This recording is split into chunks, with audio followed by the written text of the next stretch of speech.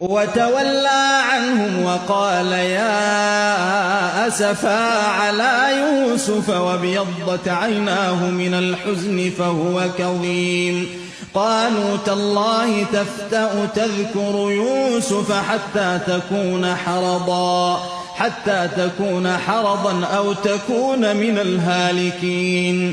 قال إنما أشكو بثي وحزني إلى الله وأعلم من الله ما لا تعلمون. يا بني اذهبوا فتحسسوا من يوسف وأخيه ولا تيأسوا من روح الله إنه لا ييأس من روح الله إلا القوم الكافرون.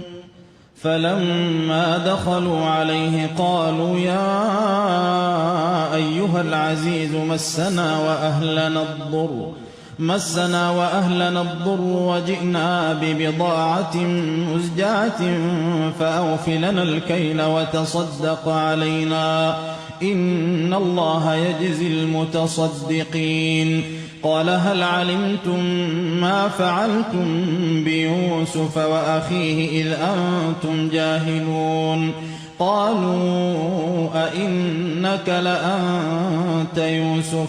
قال أنا يوسف وهذا أخي قد من الله علينا إنه من يتق ويصبر فإن الله لا يضيع أجر المحسنين. قالوا تالله لقد آثرك الله علينا وإن كنا لخاطئين. قال لا تثريب عليكم اليوم يغفر الله لكم وهو أرحم الراحمين. اذهبوا بقميصي هذا فألقوه على وجه أبي يأت بصيرا وأتوني بأهلكم أجمعين. ولما فصلت العير قال أبوهم إني لأجد ريح يوسف لولا أن تفندون. قالوا تالله إنك لفي ضلالك القديم.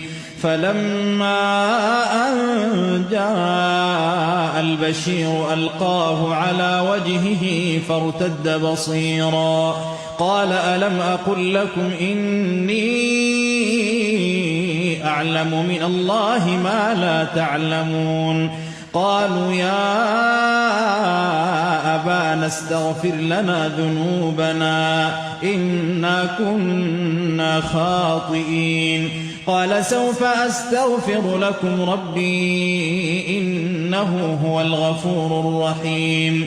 فلما دخلوا على يوسف آوى إليه أبويه وقال ادخلوا مصر إن شاء الله آمنين. ورفع أبويه على العرش وخروا له سجدا وقال يا أبت هذا تأويل رؤياي من قبل قد جعلها ربي حقا